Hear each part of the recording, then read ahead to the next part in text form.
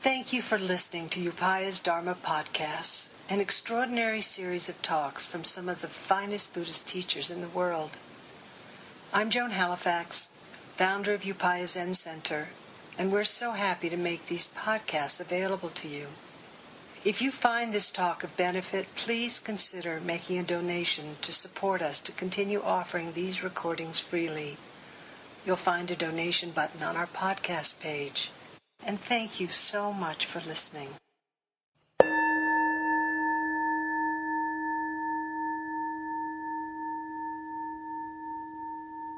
This is Dharma Podcast at dharmapodcast.org. This is show number 1278. It was recorded on November 16th, 2016, and it is titled Tonglen for Our Times. The speakers for this episode are Sean Murphy and Joan Halifax.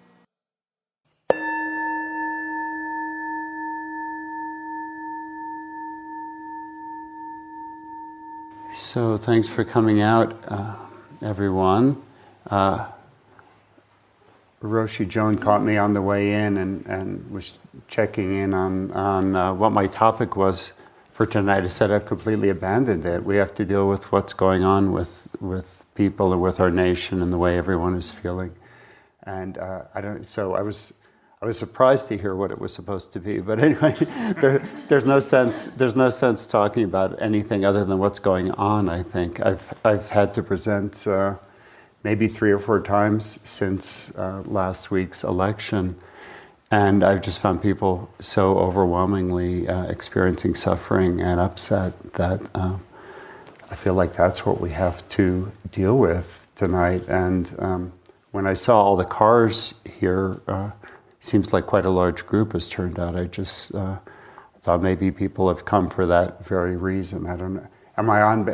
Can I see a show of hands? How many people came tonight specifically because they're concerned? How many people didn't come specifically because they're concerned and upset and bothered but they are. yeah. So,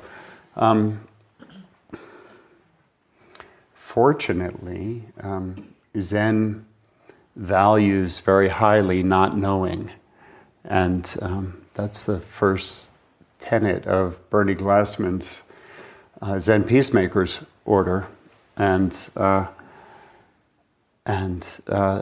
thank goodness we're in a tradition that allows us to not know, because really that's really what's going on, isn't it? Really, what I want to do tonight is share a practice with you all that. It's a version of a practice that I've developed because I think a lot of you may know I teach university students. In fact, some of you are here, UNM at UNM Taos, and there's a version of a Tibetan practice called Tonglen Practice, which although it's traditionally done in Tibetan practice for. What the monks do in that practice is amazing. The monks and nuns, they willingly allow into their hearts the pain of the world and breathe that in, and then breathe out only love and light. That's a tall order for some people, especially at moments like this. But I've found that if we adapt it just slightly, we can start with our own pain and suffering, and this practice works really well when you've got suffering or pain that you can't get away from anyway, and you don't know what to do with. Anybody feel that way? I do. Yeah. So let me just talk us into it, and we'll see where we go with it. Okay.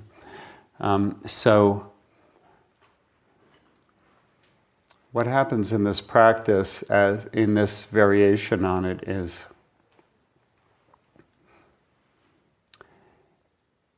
in some way it's a faith and trust-based practice. As far as the universe at large is concerned, I think we probably all understand that there's no such thing as positive and negative exactly.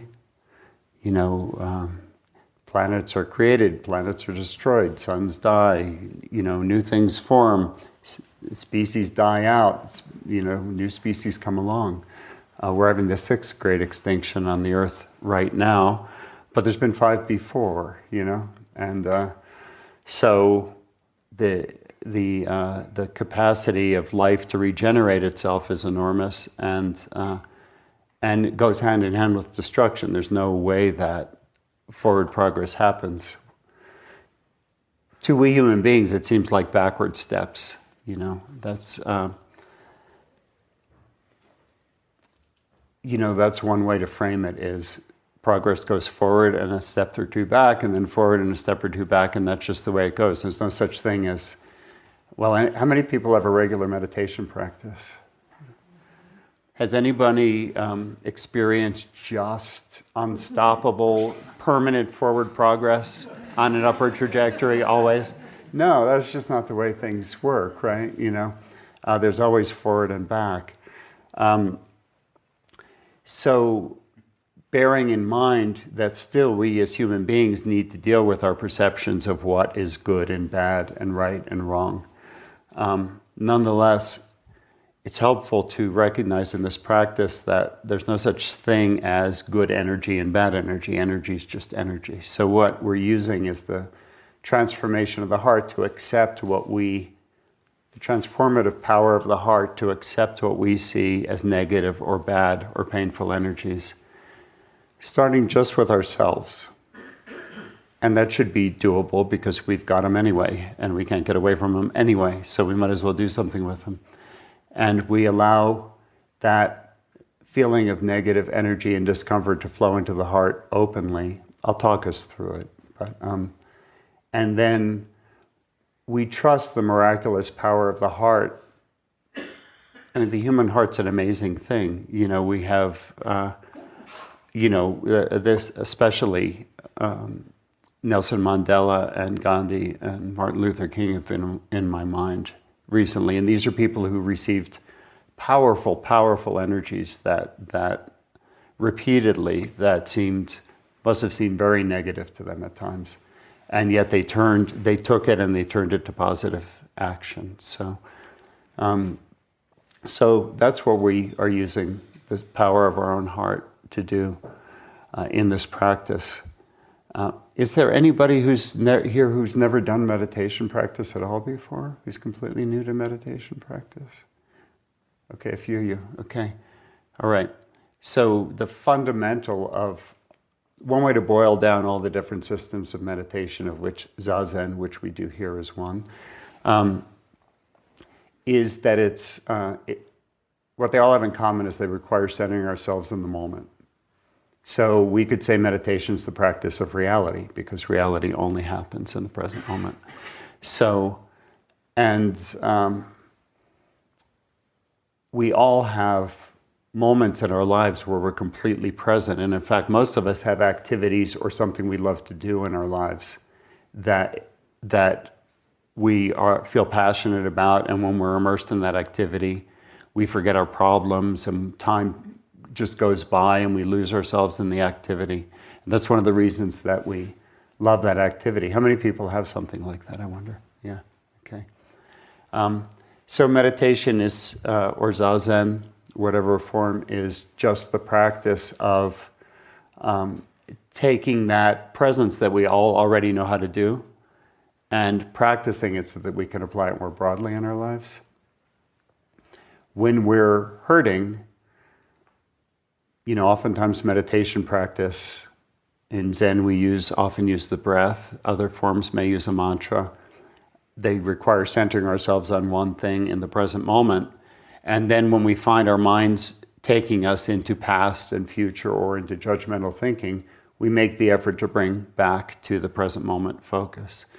Well, when we're all hurting and when we're all in emotional turmoil, it can be really hard to focus just on the breath or just on something else. What we have to deal with is, if meditation is the practice of reality, the reality right now is a lot of us are filled with feelings that feel almost overwhelming, right? So for those of you who who are new to practice, just know that that's what we're doing. We're centering ourselves. And we're trying to center ourselves in our direct experience of life rather than in thinking about life, which is a different thing. So thinking about life is framing and conceptualizing, and it's extremely useful. But have you ever noticed that it's not very helpful when we're really emotionally upset? And we can think about it all we want, and that's not where we find the solution. So everybody, let's just get comfortable, and we'll just practice together for a few minutes.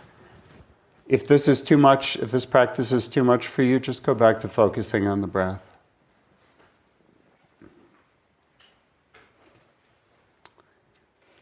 So first we just center ourselves in our breath, pay attention to the breath coming and going in the body. And for this practice, it's best to center that sensation, to feel the sensation of breath coming and going from the heart area.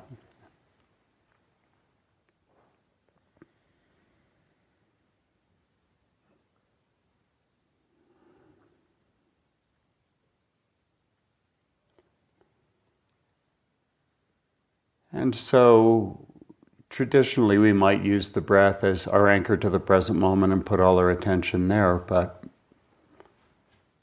reality includes everything that's happening in this moment as long as we're not conceptualizing or stepping away from it by thinking about it.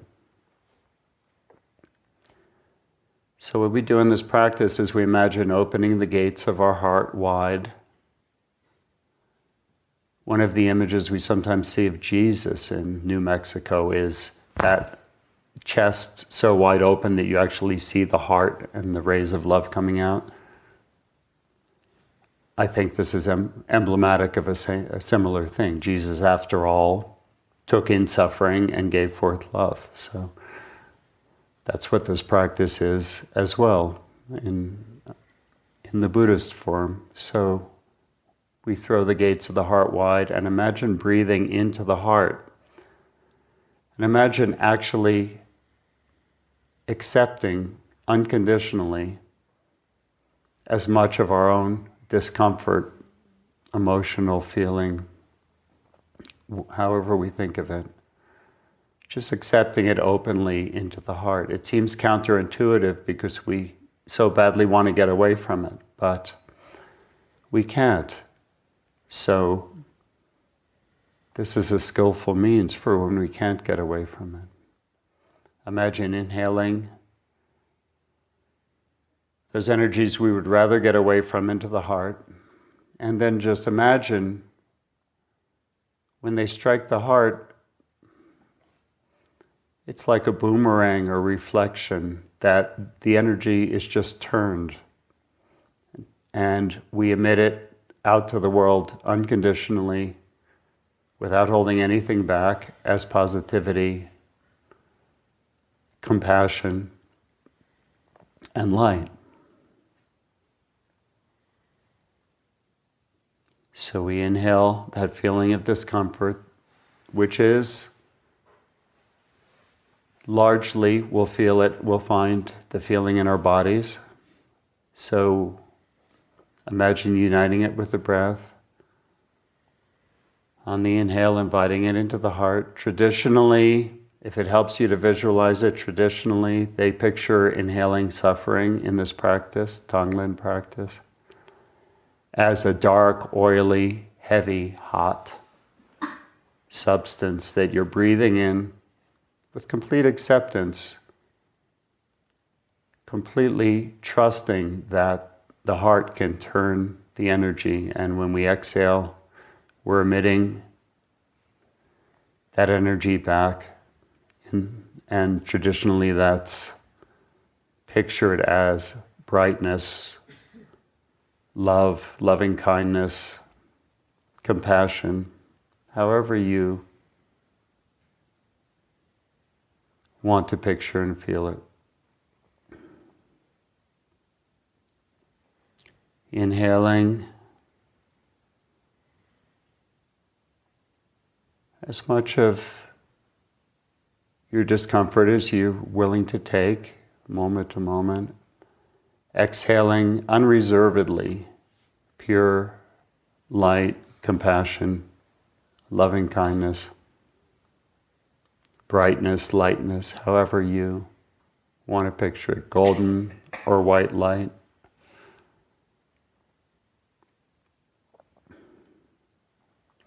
Inhaling what we perceive as negative. It's just energy. It's actually the mark of our caring, because we would not suffer if we did not care. So it actually is a form of love that we suffer. It's a form of our compassionate caring. So it's actually not so hard to let it turn into its more pure form.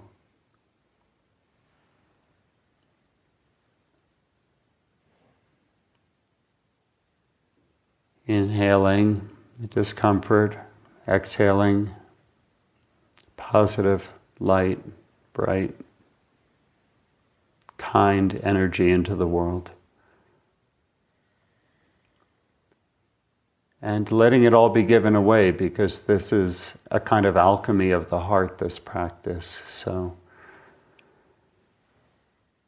when we release the positive energy, we're also releasing the negative energy. It's a purification practice.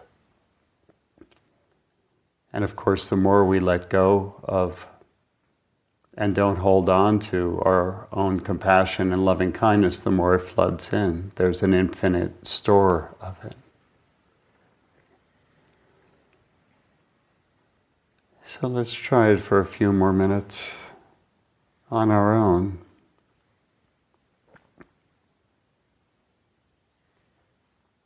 Inhaling, turning towards, embracing, receiving the discomfort, the emotion, the pain.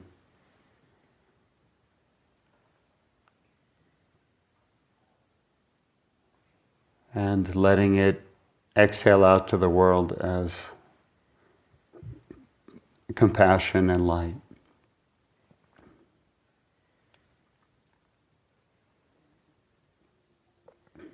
It's okay if tears come. Just let them come.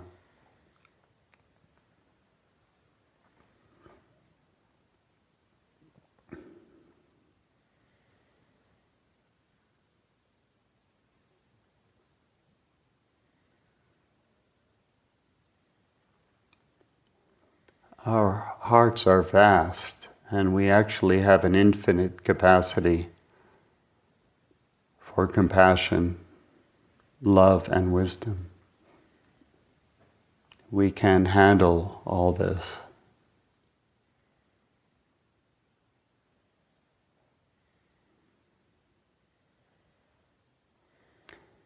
And if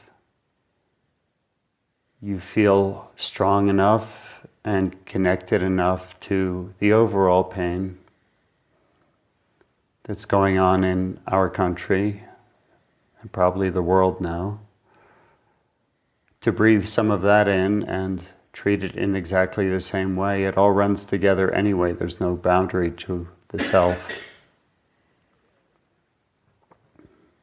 A part of what we're feeling is the communal pain.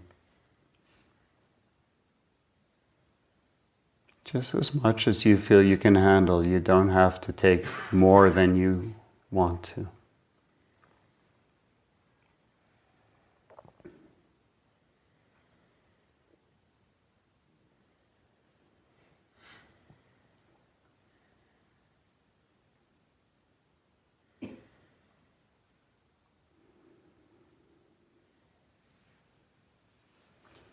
On the exhale, see if you can completely relax the body, to really let go.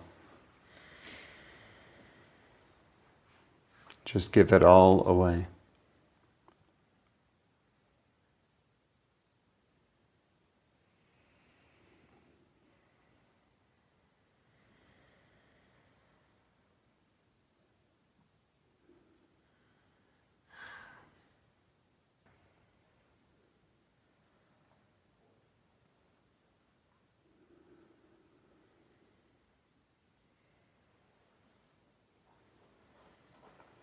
And try and maintain that relaxation as you inhale, so we're not fighting what is.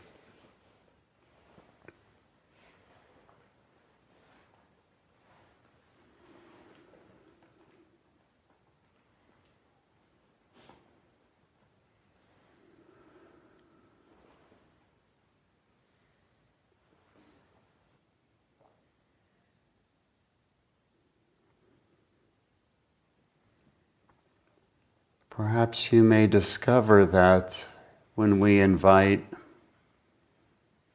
the suffering in, that it loses some of its negative quality. After a time practicing with it in meditation, we may start to feel it as simply energy.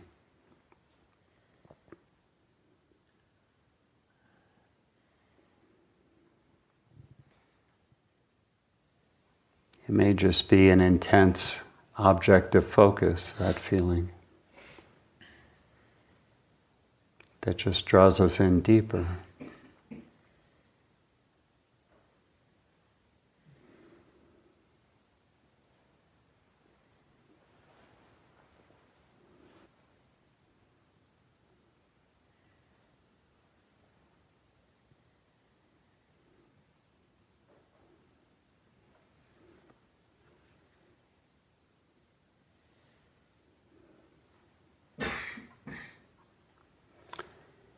And perhaps now for just a few breaths, just return to simple being with the breath.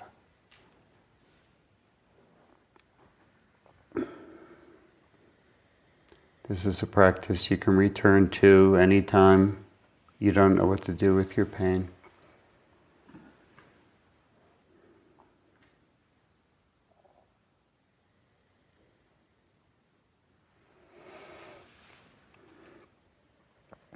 So I do want to have a little time for talk and further discussion. Can I just hear from, let me just ask whether that was helpful to people. How many people found that somewhat helpful? Okay. Does it make sense that energy is just energy, and we human beings make the distinction between positive and negative energy, but in Tibetan practice is very big on transforming, not getting rid of negative emotions, but actually transforming them to positive emotions. And each negative emotion has a positive emotion that it correlates to and is thought to transform into it. Now, I haven't studied that in particular depth, so I won't be able to tell you the translation for each negative to positive, but they believe that every negative emotion is an energy that can be transformed into positive. Did you have a comment or question? Yeah, my husband and I compost, and we use the little wiggly red worms. Yeah. And it's quite extraordinary. We are gardeners. We've composted all our adult lives, but we've never used the wiggly red worms until we moved here. And you throw the compost, all its smelliness and so forth in there. Yep. And when you come back to it, the amount of destruction that has happened and turned into this lovely black loam doesn't even stink. You know, it's amazing. Yeah. So when I do Tonglen, I think of that. I think of my like plexus in some way as that little bin with all that love kind of wiggling around, transforming, you know, the bad stuff, the stinky stuff into something positive. That is exactly, the world. Yeah. And I've been using it a lot. Yeah. I have, because it's so overwhelming. And it really is, yeah. so anyway, that's a nice visual if you need a visual.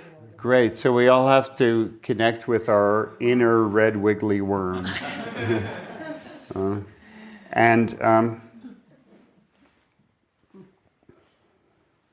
Yeah, just a few things about that. Somebody told me once that somewhere in Catholicism, there's the doctrine that despair is a particularly pernicious sin. And I was always struck by that. I don't know if that's true or where in the doctrine that exists, but I was always struck by it because on the one hand, we have to be open to our emotions. That's just what we were doing, right? But despair is another thing entirely. It's like opening to our emotions, getting mired in them as though they're quicksand, and then just throwing in the towel and giving up, you know. And at a time like this, we can't afford to despair. We have to keep ourselves clear. And, you know, it's traditional that we do in Zen, in the Mahayana tradition, that we do practice not just for ourselves, but for the good of all beings. That's implicit in the practice. And we can argue whether or not what we just did in emitting positivity has an effect upon the world. I certainly believe that it does. It's my experience that it has a direct effect upon the world. But whether it does or not, which is, you know, which might be difficult to prove, although there's very good research showing that prayer, which this is a form of prayer really, has benefit on healing processes from a distance for people, even if they don't know if they're being prayed for. So I think we can't quite calculate the positive benefit of giving our hearts and our pain away in the form of love. I don't think we can be calculated or measured. But regardless of that, it's healing for us. And every stable person every person who can remain centered and stable, even in the midst of pain and turmoil, is of great benefit to the other beings around them. And my wife is a transpersonal psychologist, and she's been saying about this, that sometimes there's times the shadow needs to come to the surface, and if it doesn't come to the surface, it can't be cleared, it can't be dealt with, you know. So perhaps that's what's happening now. I feel moved to ask if Roshi Joan, who's in the audience, would come up and just dialogue with the group a little bit for the last 15 minutes or so, as the leader of the community, and to help hold the space. Thank you so much. Thank you. Oh, she's got her own microphone. I was going to share with you as a demonstration of oneness, but you've got your own. Okay, oneness and two-ness can coexist. Or not one, not two. Not one, not two. And there you go.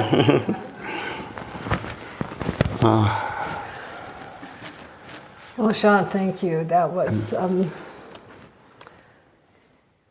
just the medicine I needed today. It's wonderful. Yeah. We were just talking briefly when I arrived about the tenets of the Buddhist Peacemaker Order. I wonder if you'd say something about that in regards to this. It was about 20 years ago when Glassman, Roshi, Bernie Glassman, my teacher and your teacher's teacher, sat on his 55th birthday, maybe, in January, in front of our nation's capital. Seems like we should go back and do that. And we may very well be right. doing it. Yeah. I bet a bunch of us women are going to be at the Million Women's March, but anyway.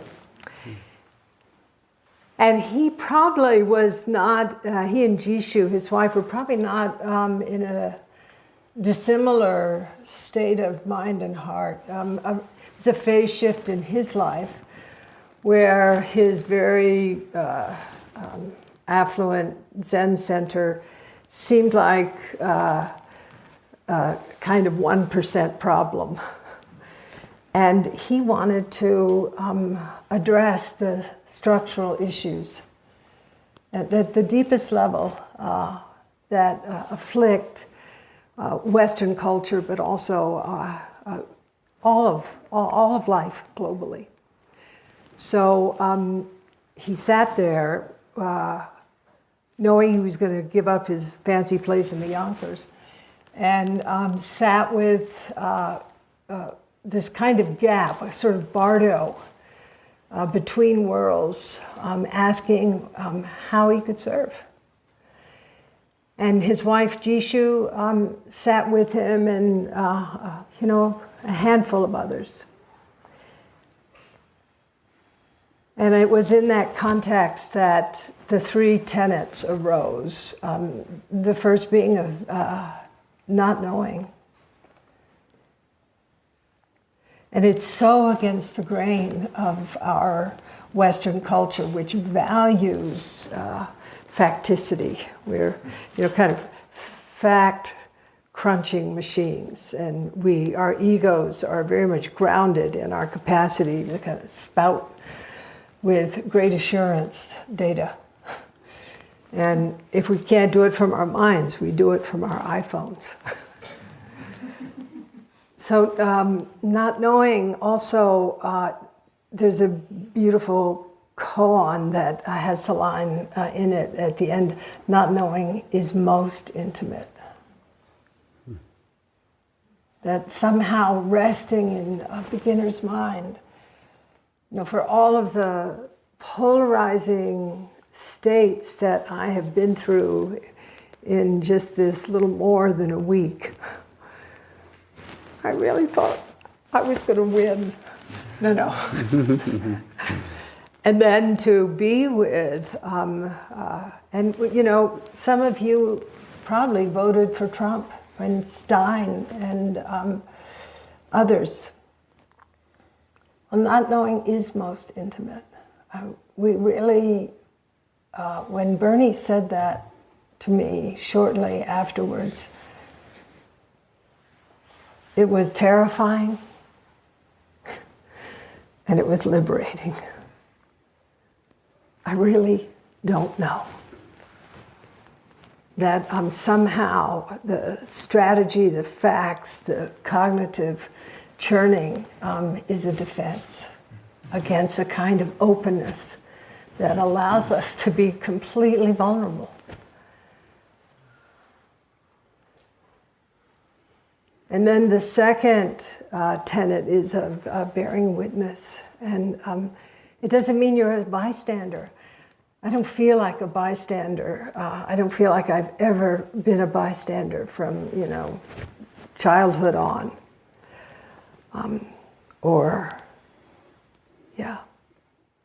But it's this capacity to actually be present for whatever is arising and include it all. We say roll it all into your practice.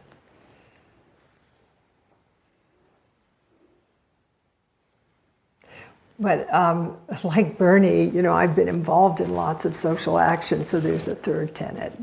Thank Buddha, because not knowing and bearing witness are the kind of alchemy that allow for the third tenet to unfold. And over the years, we've used various terms for the third tenet. I don't know what Shishin uses, but we say compassionate action. Mm-hmm. And when he shared those, he and Jishu shared those three tenets with me, I was at this point doing work in the prison system. Now, thank you, Genzan, for doing all that you do there, and others of you in the room. I see Elizabeth is here, has done this work, and others.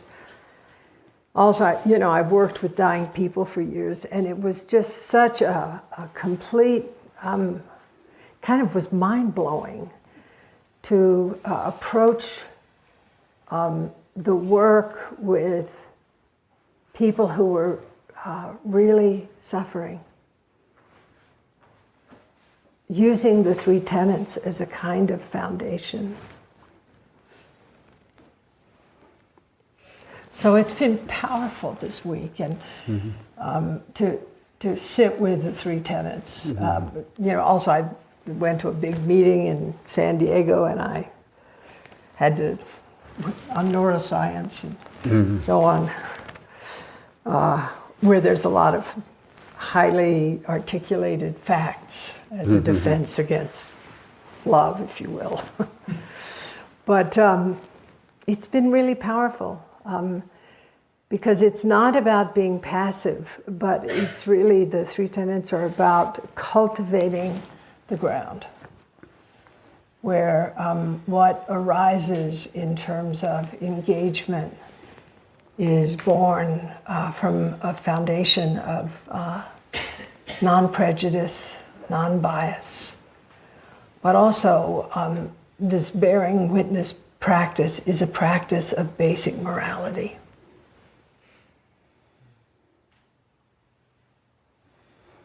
I just want to say one other thing. Please. You know, you can guess who I voted for. When I was working the prison system, Sean, with, you know, in maximum security and death row, it was all people who had killed other people. And I realized that was suffering. They had done a lot of bad things, but that was suffering. And that's kind of, you know, I look at this current situation with people I don't feel particularly aligned with, particularly I feel radically unaligned with. And I actually, this practice that you shared was so beautiful because it is about recognizing the truth of suffering, of greed, of hatred, and of delusion. Boy, the Buddha nailed it. Right? He really called it out. Greed, hatred, and delusion. I'm just struck, Roshi, that you've been doing consciousness work since the 60s. And you've seen it all before. Well, no, this is a new game. You've seen wild. You've seen plenty of setbacks. Let's put it that way. You've seen, you know, I was born during the McCarthy era, 1957. Not sure how old you were when you caught that, but then there's the Kennedy assassination.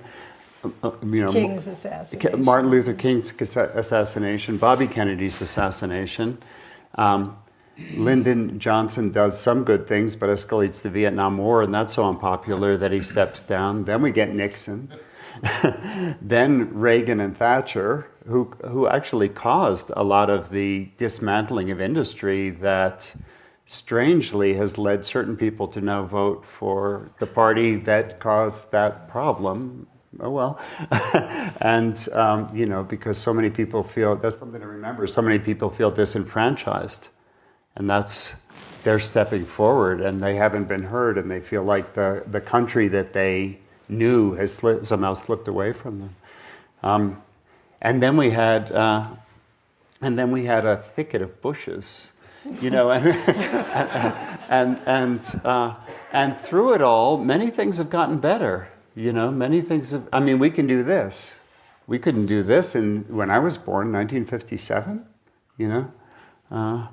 We can do this. We have this resource. There is an environmental movement. There is a women's movement. There, you know, there is a lot of progress has been made despite, you know, all the horrible setbacks. So, I don't know how you survived. You lived through a lot of it, you know, pretty close to the front lines, really. Well, two things come up for me. They're probably shared by many of us in the room. I often say that there should be a sign over our Zendo door that says, show up. Show up. And I just, you know, somehow I got that gene. I think a lot of you got that gene.